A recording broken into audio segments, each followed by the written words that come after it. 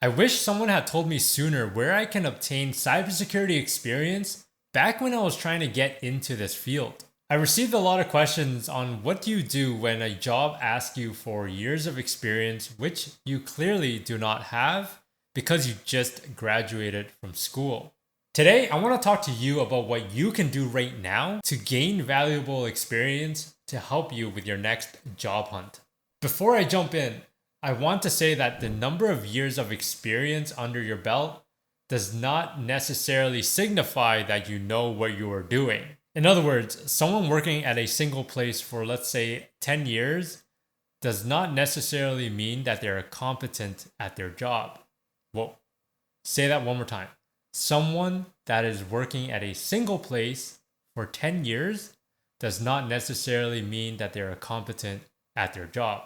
I say this because I want you to remove the thought of, oh my God, the job is asking for 3 years and I don't have 3 years. What do I do? If you truly believe that you can perform most of those responsibilities in that job role and you don't have the years of experience, just go and do it.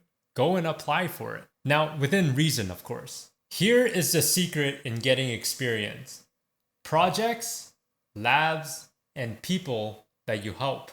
Everybody loves projects, right? Right? In our realm of cybersecurity, we are blessed with the opportunity to work on free projects that doesn't necessarily have to be complicated. We just have to do it. Just do it. Some of the projects that you can do right now is go and secure your home network. If you're running Wi-Fi with no password, go and secure that right now. If your friend has RDP open to the internet, go and secure that right now.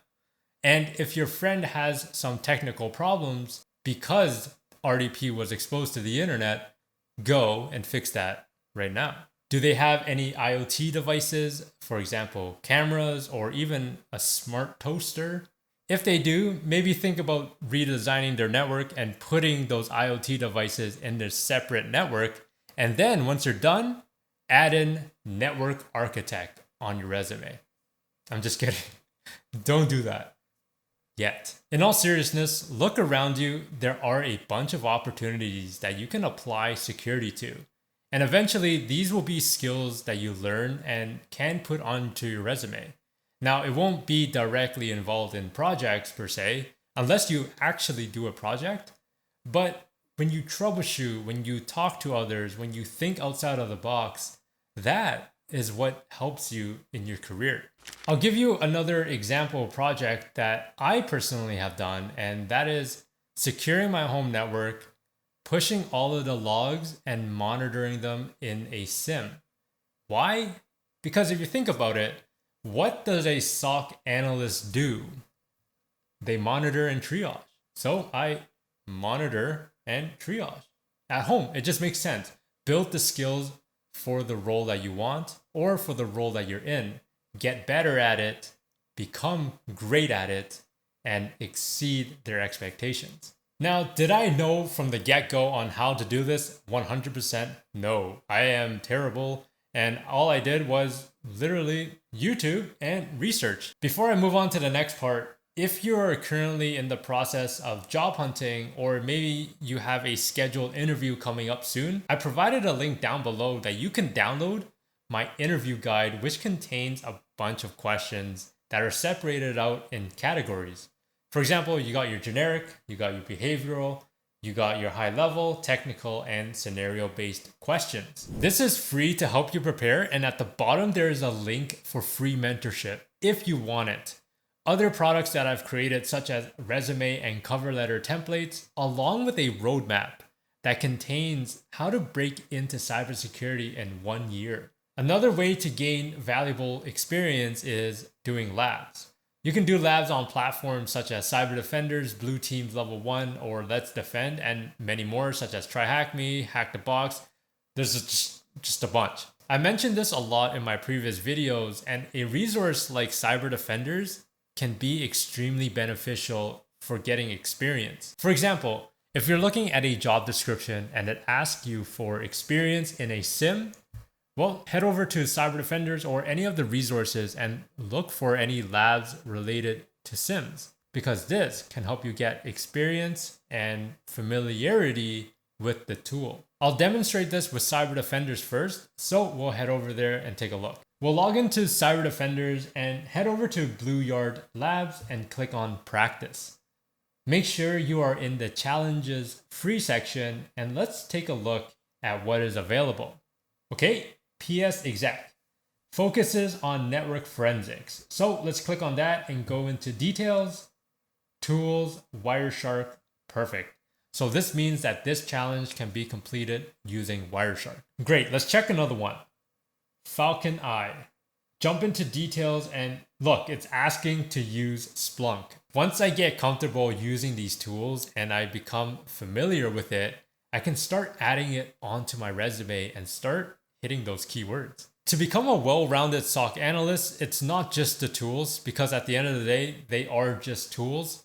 You need to require the skills of asking the right questions, have great communication skills, and of course, fundamental theory. The next resource I want to take a look at is Blue Team's Level 1 Cyber Range. We'll log in and head over to Challenges.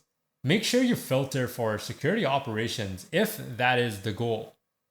All right, let's take a look at Log Analysis Sysmon. It appears that you can complete this challenge only using a text editor, which is perfectly fine. What really matters at the end of the day is understanding how to interpret Sysmon. The more you do, the more logs that you'll be able to interpret, and the more questions you'll be able to come up and answer as well. The last example I want to show is Let's Defend. Log into that site and head to the challenges. Similar example, say that the job role is asking for experience in a SIM, right? We'll search for the SIM in the search bar and nice, we see Conti ransomware. Have you ever investigated ransomware before? Likely if you were just starting out, probably not. So doing this lab will provide you with a lot of exposure. Secondly, it will allow you with the hands-on experience that is needed for some jobs that are looking for it. For example, if they're looking for Splunk, you got some Splunk skills now. They also provide you with a PCAP, which you can use Wireshark to analyze and gain experience from that as well. Let's say that you complete 50 of these labs from any resource, from Cyber Defenders, Blue Team Level 1, or Let's Defend, or any others. Do you directly put them on your resume? You might be asking, how do I put them on my resume? Well, you don't. Sorry, I meant you put the skills that you've learned on your resume. So this will include tools and other analytical skills, but you don't put in completed Falcon Eye in Cyber Defenders. Because if you're a recruiter and you receive that, you'll be like, what's this? You can put something like Splunk as a tool. Now, of course, you need to be comfortable and be ready to talk about it. For the labs that you do complete, I highly recommend that you put them into a blog or something like GitHub.